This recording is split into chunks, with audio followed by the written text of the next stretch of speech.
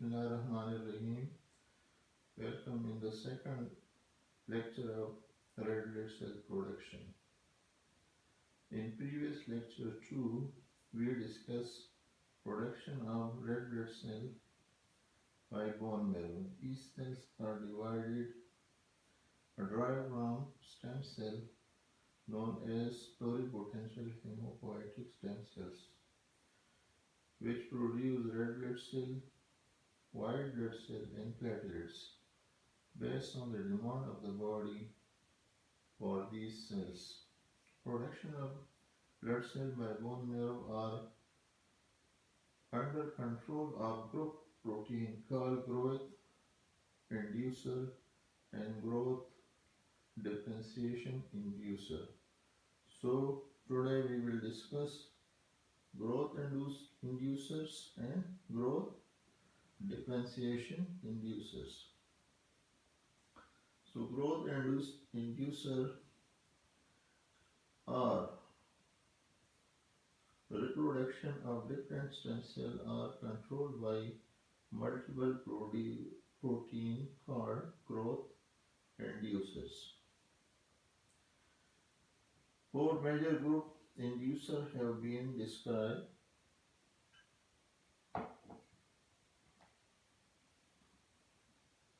One of the most important growth inducer is interleukin 3, which promotes growth and reproduction of virtually all different types of chromatin stem cells. Chromatin means those colonies of cells which are chromatin for production of either white blood cell or red blood cell or platelets. Where the other inducer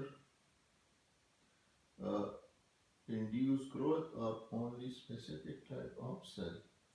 So interleukin is responsible for the production of all type of cells, and the rest of the three are responsible for a specific type of cell. Either they produce red blood cell, they produce the white blood cell, or the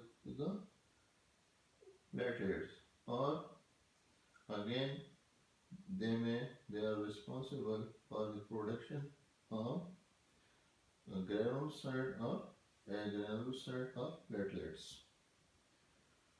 Now there is differentiation inducer. The growth inducer produce growth but not differentiation of the cell. There is growth. They are large in this size, but they don't differentiate the cell. So for differentiation, this is a function of another set of protein called differentiation inducers.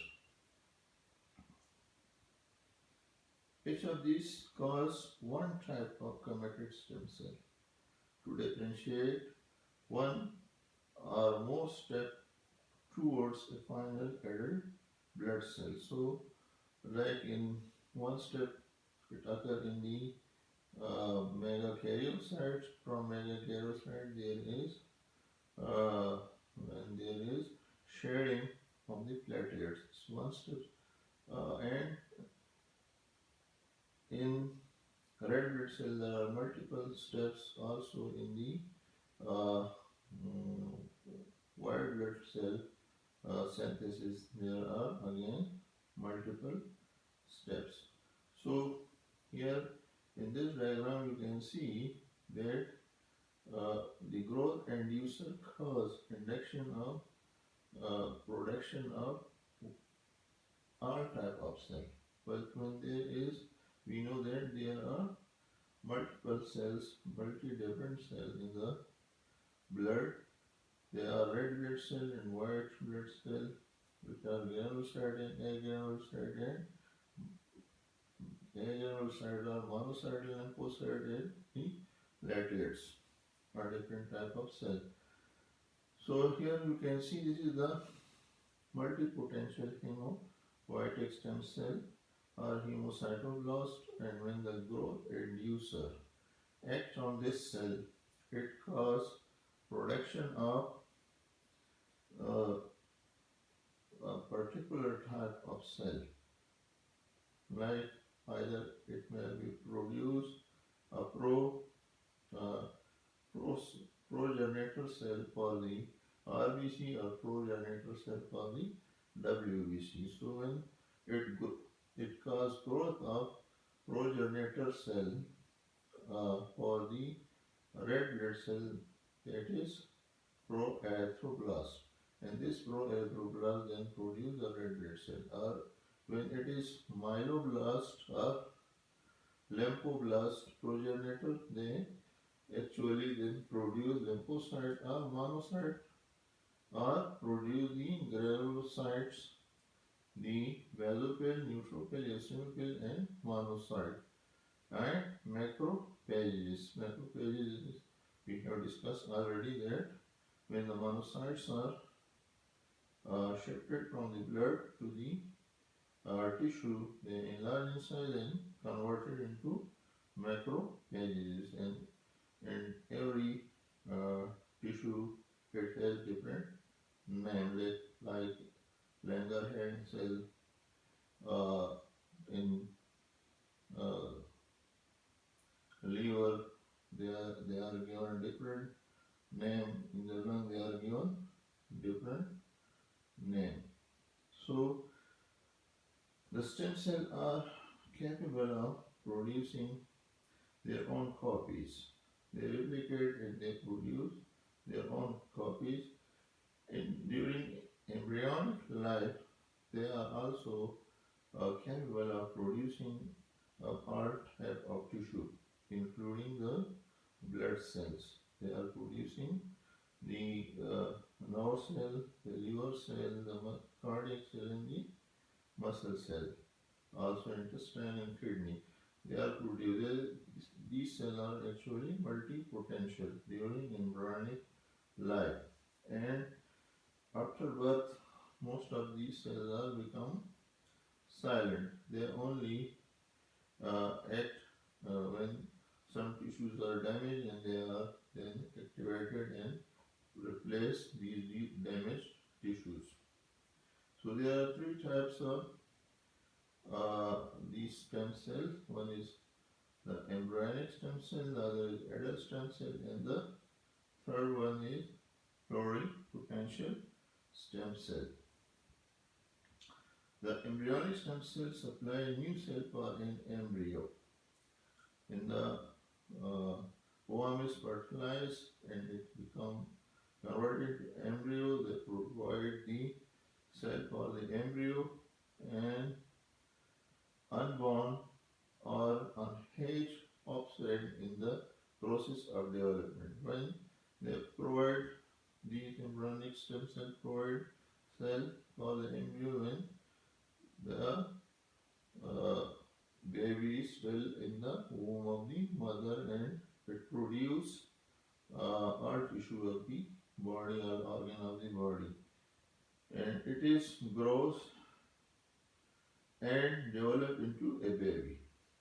These stem cells are said to be pluripotential, which means they can change into any cell in the body. Meaning they are pluripotential. They can produce bone, they can produce muscle, they can produce kidney, they can produce heart, they can produce skin, hair, tail. All the organs develop from these cells.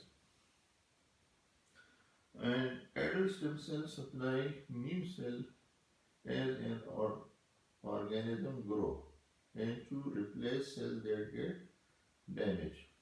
So adult cells are those cells when the organs start in development and increase in size. So these adult stem cells are actually responsible for the increased growth of the organ, and also when this organ become damaged, they repair their damaged area. Adult stem cells are said to be multipotential, which means they can only change into some cell in the body, not any cell. For example, the pluripotential can make all type of cell of the body. And multipotential, they produce some type of cell, like they produce blood cell, and they are called hematopoietic stem cell, which produce only the blood cell, and skin cell, which produce epithelial cell of the skin, and also provide different type of cell that make our skin and hairs. So this is the adult type of cell. On one hand they produce the body tissue, on the other hand they produce the blood cell and uh, platelets and white blood cells. They produce red blood cell, the platelets and the white blood cell. This is the granulocyte, and also produce the monocytes. So control of growth inducer and differentiation inducer. How they are controlled, how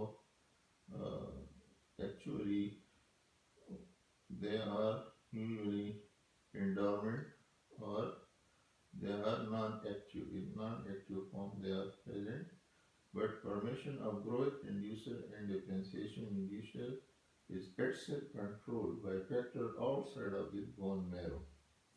They are silent, they are non-active, but there are factors which activate them.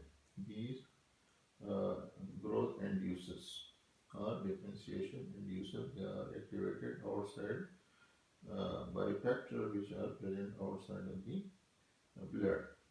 For example, in case of erythrocytes, red blood cell expose exposure of blood to low oxygen for a long time result in growth induction, differentiation, and production of greatly increased number of erythrocytes.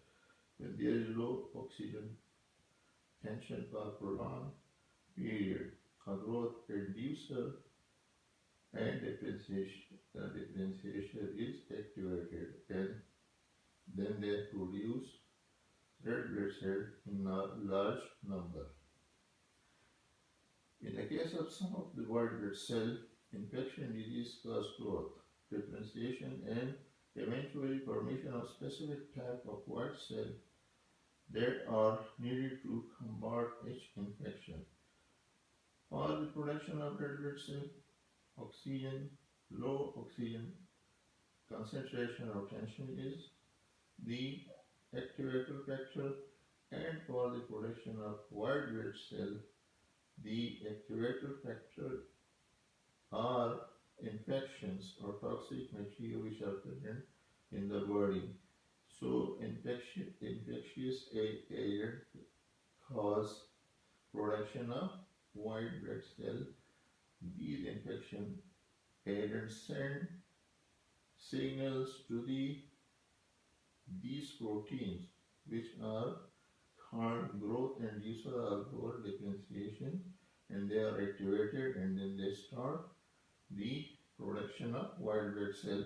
Again, it depends on the presence of infection in the body, or allergic condition of the body, or presence of parasite in the body. In presence of infection, the neutrophils are produced in large number. In chronic infection or allergic condition, eosinophil cells are produced in large condition, in allergic condition, and when there are wounds, so eosinophil are produced. We have already discussed these.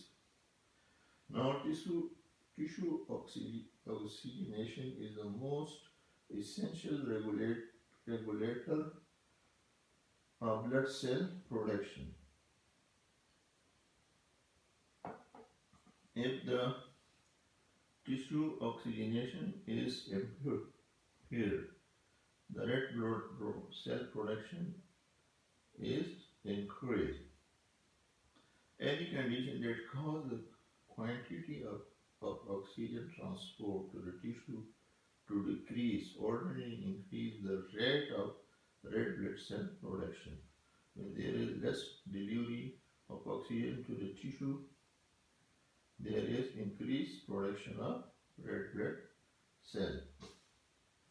So when a person is become anemic, so it may be due to hemorrhage or any abnormal condition of the red blood cell. Anemia is developed.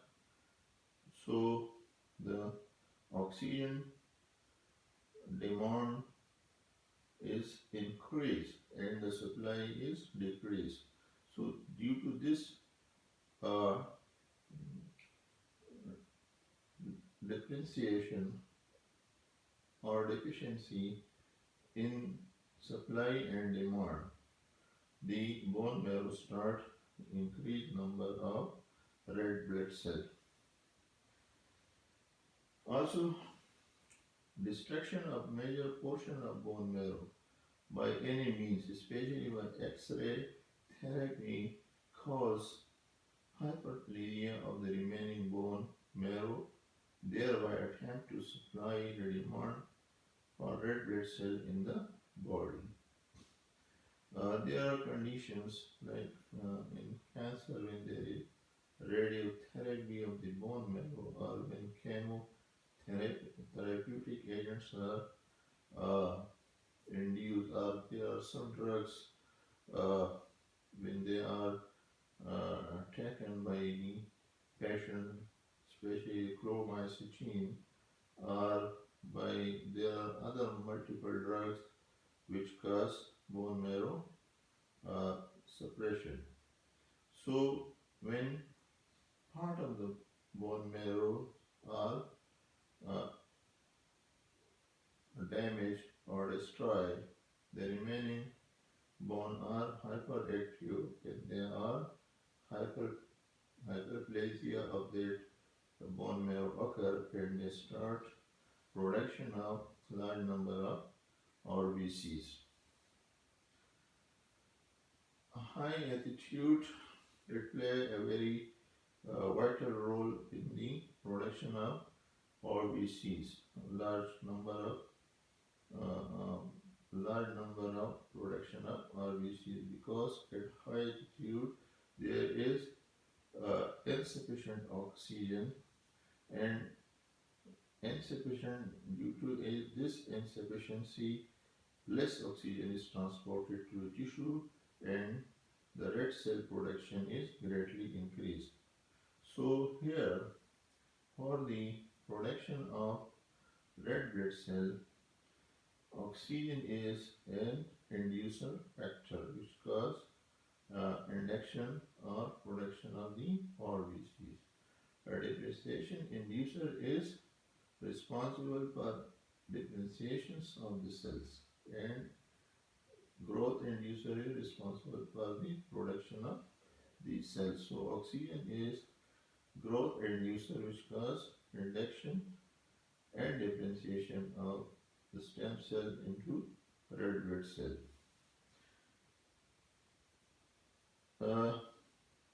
In this case, it is not the concentration of red blood cell in blood that control red blood cell production, but the amount of oxygen transport to the tissue in the relation to tissue demand for oxygen.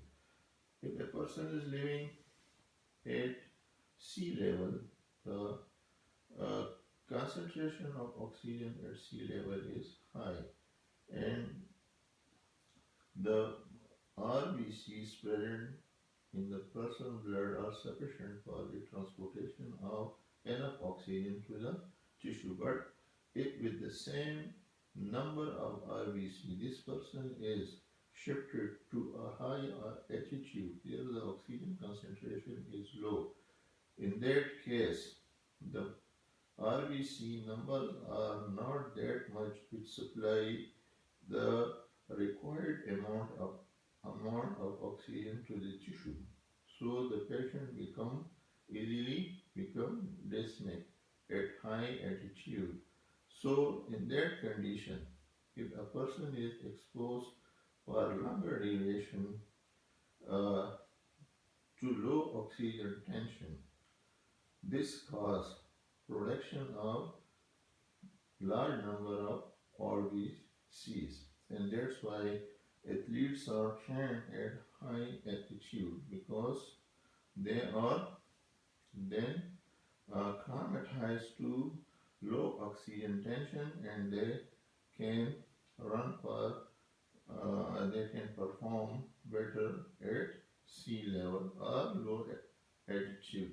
So oxygen is a uh, inducer for production of red blood cell.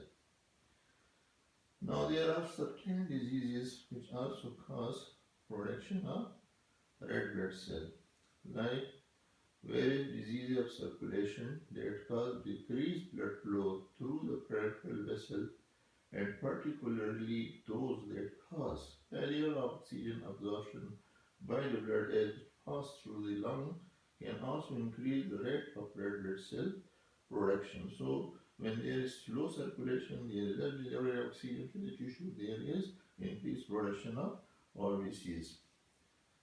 This is especially apparent in prolonged cardiac failure. When there is congestive cardiac failure, when all the four chambers of the lungs are failed, and many lung diseases. When there is lung disease, the absorption of oxygen from the alveoli become decreased. So in both these conditions, in cardiac failure and lung diseases, at one side the oxygen absorption is decreased, and on the other side there is delivery of oxygen or transportation of oxygen by the blood is decreased because the heart pump the blood with low velocity. So that's why the tissue oxygenation is decreased, and this decrease causes production of RBCs.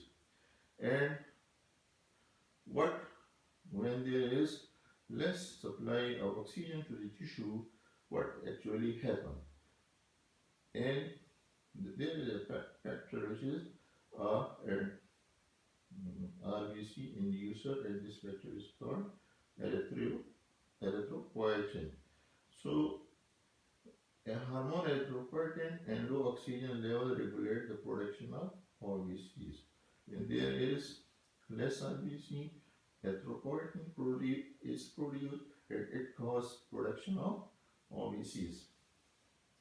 An factor that decrease the oxygen level in the body, such as lung disease or anemia, low number of RBC increase the level of erythropoietin in the body. When there is low level of RBCs, low level of oxygen, it causes production of erythropoietin. And erythropoietin then stimulate production of RBC. So erythropoietin is a protein which is responsible for the increased number of RBC.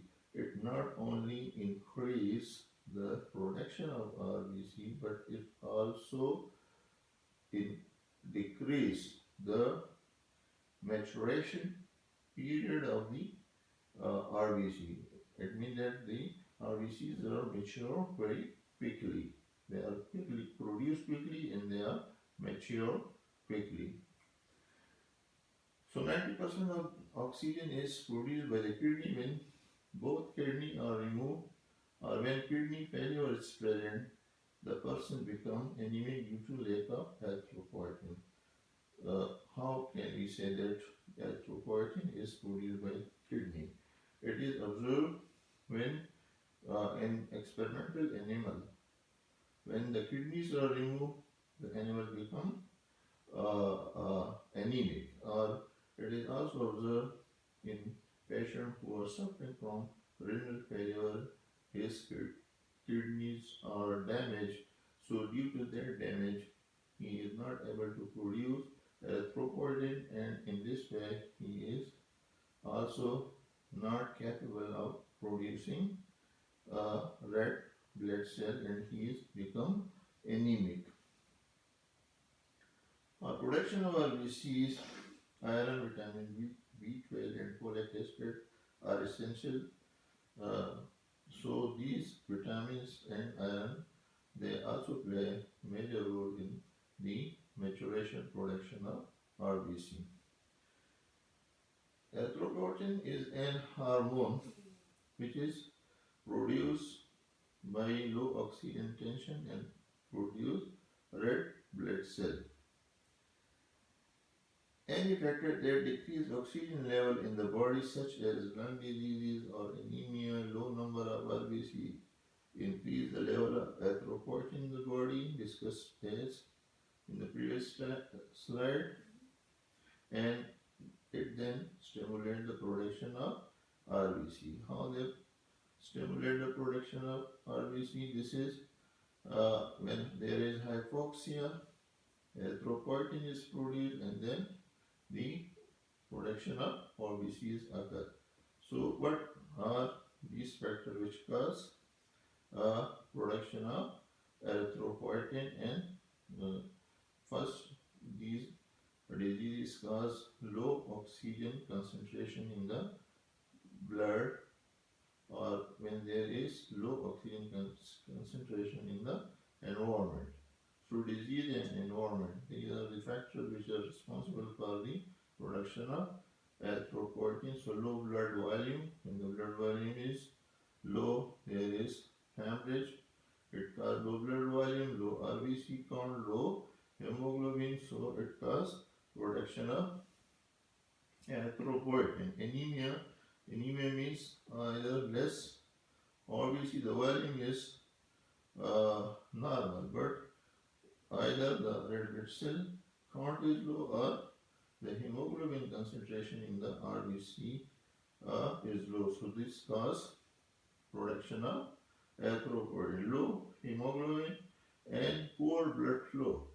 As we discussed that when there is cardiac failure, the blood flow is slow down and less oxygen is delivered. This causes production of erythropoietin. And pulmonary disease, low absorption of oxygen from the lung cause less oxygenation of the tissue and production of erythropoietin. And cardiac disease, hemorrhage. All these factors cause decrease in tissue oxygenation, and this tissue oxygenation actually increase production of erythropoietin by kidney. And when erythropoietin is produced, this erythropoietin acts on hematopoietic stem cell and it produces the proerythroblast, and proerythroblast is then converted into red blood cell or mature red erythrocyte or red blood cell. So this is a diagrammatic presentation. When there decrease blood oxygen, the kidney and the liver start production of erythropoietin. This erythropoietin acts on the bone marrow, on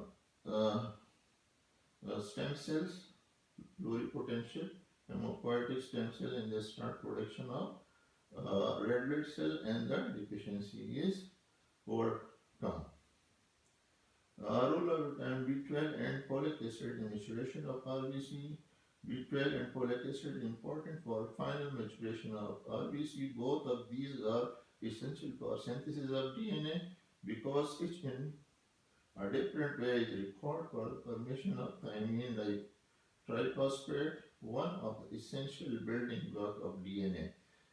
So DNA is important in the production of RBCs, and is present in the nucleus. We know that that DNA is actually responsible. It is a master plan of every cell and the production of these cells.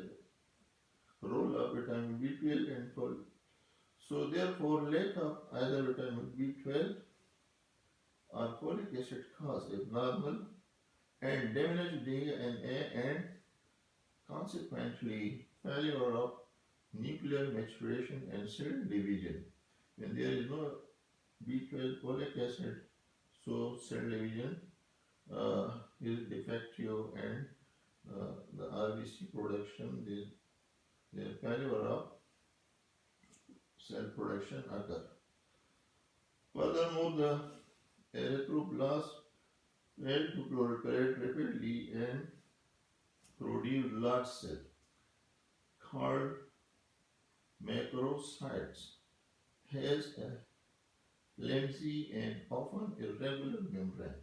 When there is deficiency of vitamin B12 or folic acid, the RBC take uh, longer time for its maturation, and due to this uh, prolonged time, it increase in size, and this increased size has fragile membrane, and so the membrane is flimsy and irregular, and due to this, uh, the lifespan of the RBC is decreased from 120 days, and it has also the capacity of oxygen carrying capacity is normal, but the lifespan is reduced by one half to one third normal.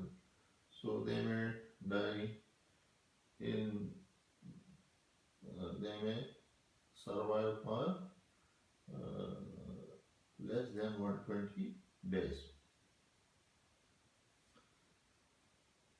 So this is the whole history of RBCs. Here you can see that where they are produced. They are produced in the bone marrow from the stem cell. For their production, vitamin B12, folic acid, and other vitamins, iron is required, and when they are formed, they are called erythrocyte. This is a biconcave disc, and the size is 8 micron, and the lifespan is 120 days, and function is transportation of oxygen and acid-base balance. Other function we have discussed in the production of RBC. After destruction, so there is